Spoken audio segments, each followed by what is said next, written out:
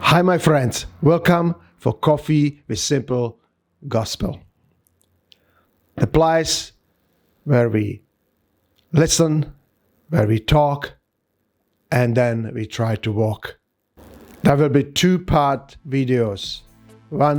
This one, and one more after that, and the same theme just following through. And I talk about issues like I can't live anymore. I got to rebuild my life.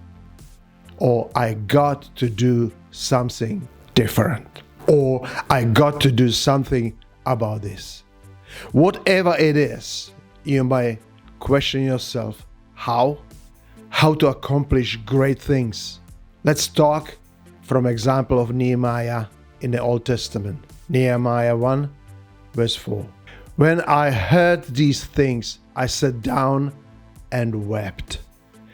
In spite of impossible odds and implacable enemies, Nehemiah rebuilt the walls of Jerusalem in just 52 days. It was an incredible accomplishment. And he wasn't even a builder. He was a waiter in the palace of the king, the heathen king. You know, pioneer rocket scientist Robert Goddard said, "It's difficult to say what is impossible, for the dream of yesterday is the hope of today and the reality of tomorrow." So before you say it can't be done or I don't have the qualifications, let's examine Nehemiah's story for the next two videos. The first lesson we learn is you must find a need. You must find what is the most important you need to change that moves you. In Nehemiah 1, 3-4, they said to me, "The wall of Jerusalem is broken down, and its gates have become burned with fire. When I have heard these things, I sat down and wept. For some days I moaned, fasted, and prayed before God."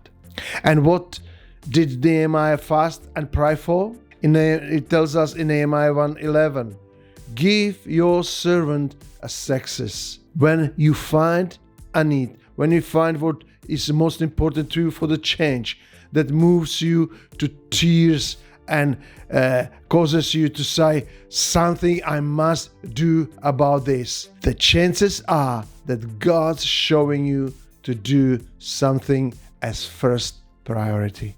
That very thing is most probably really the one which God is seeing as the number one.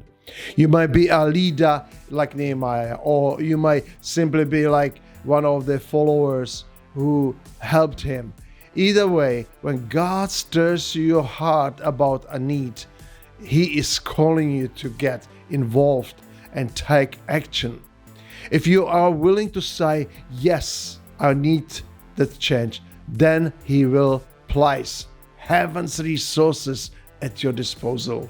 When your heart says, "This is what I was born to do," you might have found your life vision. In Nehemiah 2 verse 5, "If it pleases the king, and if your servant has found favor in his sight, pray for favor with the right people." When you study the lives of successful people, you will find they had vision, patience, determination, character, and talent. And you will also find one more things at work: favor. Favor is very fundamental part of change. There are some closed doors that will open when you approach them in faith. And there are other doors that you will open only with help from the right people. That's when you need favor. God sends you right people to help you and give you a favor. Alex Haley, the author of Roots, had picture in his office. It was of a turtle sitting on top of a tall fence post, and they captured the rat, you can be sure he didn't get up there himself. You got it? Nehemiah needed an army to protect him and resources to enable him to build. So he prayed, then went to one man who could provide what he needed, the king. And in Nehemiah 2:5 says this. He said, if it pleases the king, and if your servant has found favor in his sight, let him send me to the city in Judah where my fathers are buried, so that I can rebuild it. And the king did. There is an important lesson here. When your heart is set on promoting God's kingdom, He will give you kingdom connections. But be careful, your help might not always come via the people you expect, agree with, or even like. God used a heathen king to help Nehemiah, and he used a penniless widow to feed the prophet Elijah. Don't dictate to God who He can and cannot use. Just pray for favor, expect it, and accept it with thanks in whatever form He sends it to you. In Nehemiah 2:18, they replied, let us start rebuilding. So they began this good work. It said that of all the people who have dreams, only 1 out of 10 will fulfill theirs. Why? I tell you why. Because the other 9 never started. To enter the promised land, the Israelites had to cross the Jordan River when it was in flood, and they were afraid. But God told them that when the priests stepped into the water, it would roll back. See Joshua chapter 3. It did, and they reached their destiny. So do you step forward in whatever case you need to change and make a difference. So what are you waiting for? So what are you waiting for? Number 1, perfect conditions. You will never find them. In Ecclesiastes 11:4 says, whoever watches the wind will not plant. Whoever looks at the clouds will not reap. The New Living Translation says, if you wait for perfect conditions, you will never get anything done. Hear that? If you wait for the perfection, it will never happen. You say, I'm waiting for God to move. Has it occurred to you that maybe He is waiting for you to move? You know, God already making His moves. We have to do ours now. So what are you waiting for? Number 2, everybody to agree with you.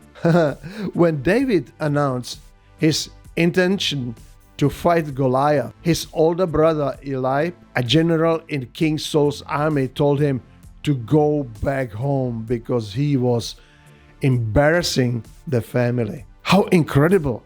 But David refused to be put off or put down. Instead, he went out and defeated the giant. And with God's help, you can too. With God's help, you can overcome obstacles in your life, obstacles in your promotion, obstacles in your forward going in your life. So what are you waiting for? Point 3, until you feel qualified. God doesn't always call the qualified, but He always qualifies the called. Hear that? Regardless of your education, nationality, or gender, God can use you.